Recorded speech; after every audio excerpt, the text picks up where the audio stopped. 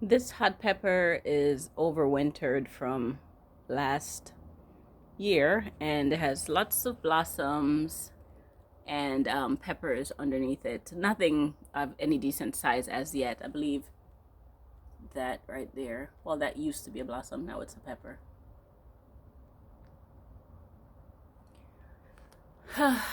This lime is disappointing. All female limes came out, no male flowers yet, and so I can't pollinate anything.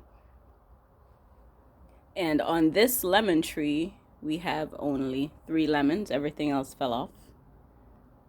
And the mango trees, they're pushing out some new leaves, and I did cut this one down. And it looks like it pushed out nope, not yet, a leaf on the side.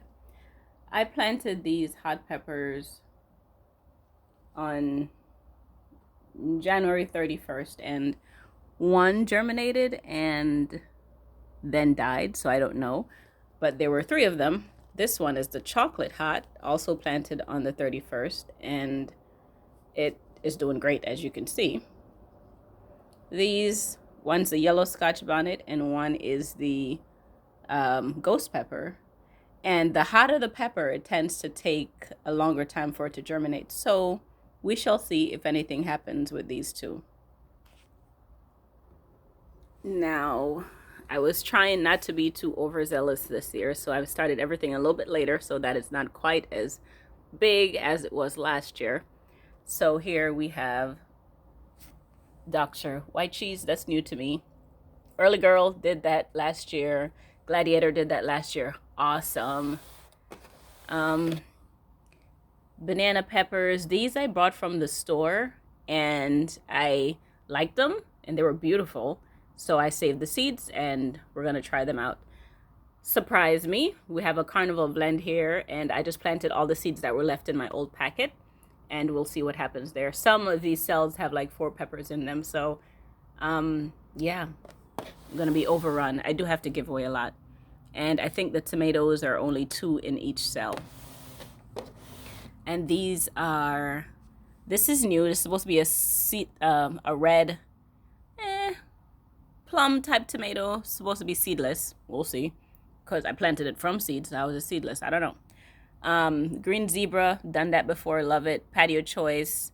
Yellow and patio choice. Red, those are new to me. We shall see.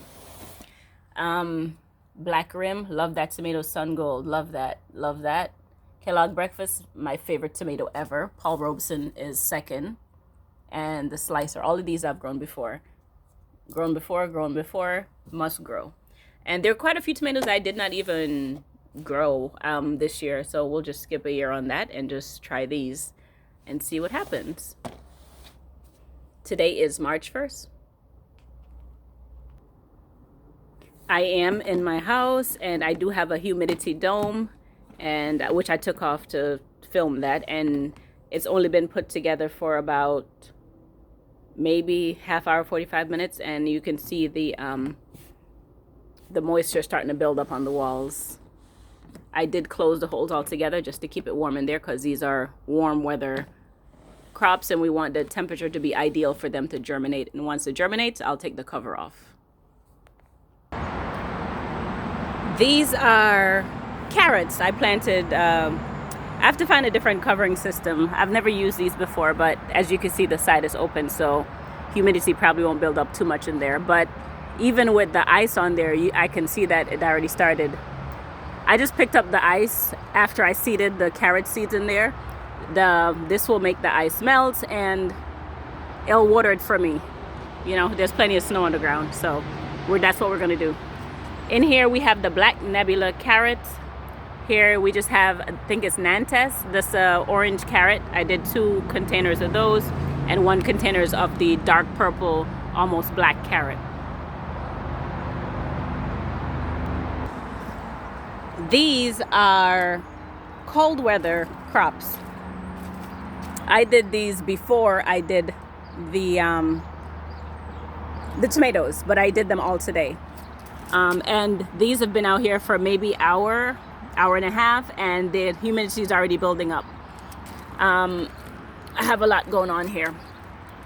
I have butter crunch lettuce, snow peas, red sales lettuce, black seeded Simpson lettuce, garlic chives, bunchen onions, baby bok choy, cabbage, onions, a flat red onion, kind of like the purple onion and sweet, and broccoli rabini.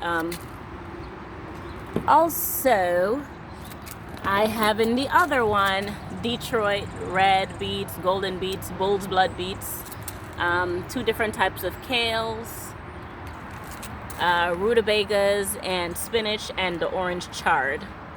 Later on, probably in about 3 weeks or so, I will start like the basil and the callaloo and stuff like that. And my zinnias, because they're more sensitive, don't take as much time. And we know spring is coming because the crocus is already starting to shoot up, which is awesome.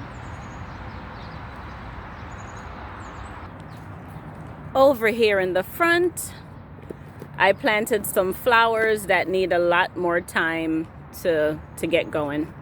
And they need to be cold stratified, cold stratification. They have to be out in the elements for a certain period of time. So this is viburnum, hollyhock, and these were all planted on the 31st when I did the peppers. I don't remember what that was. I didn't put a name on it, and I have it uncovered now because I'm just like, what the heck was I doing? What was I thinking? And this pansies, violas, and these are echinacea, coneflower, and lupin. And over there it is, what is this again? Oh, Canterbury bells. Okay, it's like a bell-shaped flower. And some of these are 350 days, so these won't actually bloom this year. They'll bloom next year. And as you can see, I use recycled containers. I'm just trying to have my little greenhouse effect. And there are holes at the bottom so that the excess moisture will drain out. So we'll see how they do. I've never done this before like this. I have done it in other containers, and it worked great. Oh, and I was just gonna say how I left the vent open for this thing, but I was like, well, why is it so different? I didn't leave the vent all the way open for this one, so it was warmer in there, which is why this one is more cloudy than that one. So I am going to go ahead and close that up a little bit because I already watered them in, so they don't need much moisture, and I will come out and open it up a little bit in a few days.